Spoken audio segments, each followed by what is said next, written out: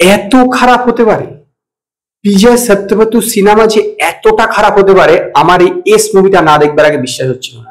তার মতন একটা এরকম একটা নিকৃষ্ট মানে স্ক্রিপ্ট কি করে চুজ করলো, আমি সেইভাবে আশ্চর্য হয়ে যাচ্ছি, সত্যি বলছি। খারাপ সিনেমা যদি কোনো অস্কার হয় না তাহলে এস মুভি পাবে, যেটা অ্যামাজন প্রাইমে এভেলেবেল আছে, তেলেগু এবং তামিল দুটো ভার্সানে, এবং তার ইংলিশ সাবটাইটেল। তো এর লিড চরিত্র পেয়ে গেছে বিজয় সত্যবতু, যোগী বাবু এবং রুক্মিণী বাসান। এই সিনেমাটার মধ্যে ভালো জিনিস কি আছে সেটা বলতে আমি দ্বিধাগ্রস্ত। মানে এরকম নয় যে বিজয় সত্যবতী কিছু আলাদা রকমের অভিনয় করেছে, এটার মধ্যে শুধু অভিনয় আছে, স্ক্রিপ্টে সেরকম দম নেই, সেরকমও কিন্তু ব্যাপার না। অতীব একটি খাজা স্ক্রিপ্ট এবং পাল্লা দিয়েও সেরকম একই টাইপের অভিনয়, যেটা বিজয় সত্যবতী হাজার একটা সিনেমাতে করেছে। যোগী বাবু এবং রুক্মিণী বাসান দ্য সেম।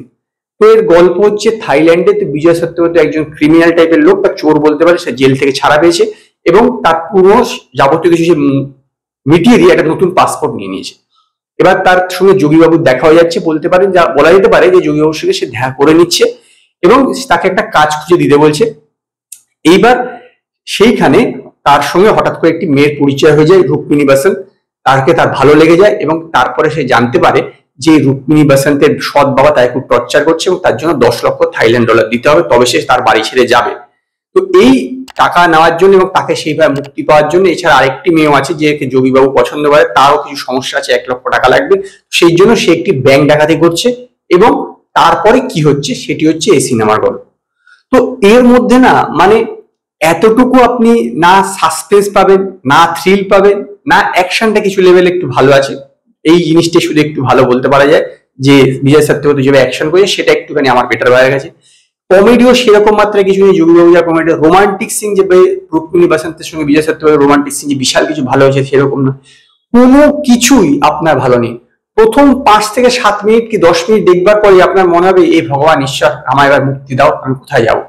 এইরকম একটা সিনেমা যে এইবার আমার এখান থেকে মুক্তি দিয়ে দাও ভাই, আর দেখতে চাই না। তবু আমরা যেহেতু রিভিউ করে আমাদের দেখতে হয়, কি বলবো মানে এতটা খারাপ। কি আছে গল্পটার মধ্যে, 1 লাইনে 2 লাইনের একটা গল্প, তাকে কি করছে আর কি যে হচ্ছে, সারাক্ষণ ধরে খালি বিজয় সত্যবতী সেই মেয়েটাকে দেখে যাচ্ছে আর এক উল্টা পাল্টা এদিক ওদিক কিসব বিভিন্ন কাজ করছে, একের থেকে ফট করার চেষ্টা করছে, ওর থেকে ফট করার চেষ্টা করছে। এবার সেই ফট করার চেষ্টাতে হয়তো বিজয় সত্যবতীকে ডিরেক্টর বুঝিয়েছে যে এই ফডিং এর ব্যাপারটা এরকম হবে না, আপনাকে খুব ইন্টেলেকচুয়াল দেখাবে। ভাই ঘন্টা ইন্টেলেকচুয়াল দেখাচ্ছে, এতটুকু কিছু লাগছে না, এতটুকু কিছু লাগছে না। মানে কোনো রকম আপনি থ্রিল ফিল করবেন না যে বিজয় সত্যবতী বিভিন্ন জায়গায় যে লোককে ফ্রড করছে বা বড়দের থেকে যেভাবে টাকাটা ইসে করছে, সেটাকে মনে হবে না একটা কিছু সাসপেন্স ধুমের মতন টাইপের হ্যান ত্যান, সেরকমও কিছু না। ব্যাংক ডাকাতিও সেরকম একটা বিশাল কিছু দেখায়নি, তারপর পালিয়ে যাওয়া সেরকম একটা মানে কিছু, হ্যাঁ অ্যাকশন সিন গুলো একটু একটু ভালো লেগেছে বিজয় সত্যবতী। আর বাকি এস মুভিটা একটি খাজা মানে খাজারও বাপ এইরকম একটি সিনেমা। আর অভিনয়ের কথা তো বললাম, অতীব খারাপ সিনেমা, অত্যন্ত খারাপ লেগেছে আমার এই সিনেমাটা দেখে, এবং সেই কারণে মুভিটাকে 5-এর মধ্যে হাফ দেবো, হাফ।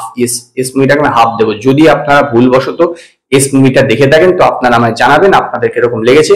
যদি আপনাদের এই ভিডিওটি পছন্দ হয় ভিডিওটি লাইক করবেন, কমেন্ট করবেন, শেয়ার করবেন, আর নতুন আপডেটের জন্য আমার চ্যানেলকে সাবস্ক্রাইব করবেন।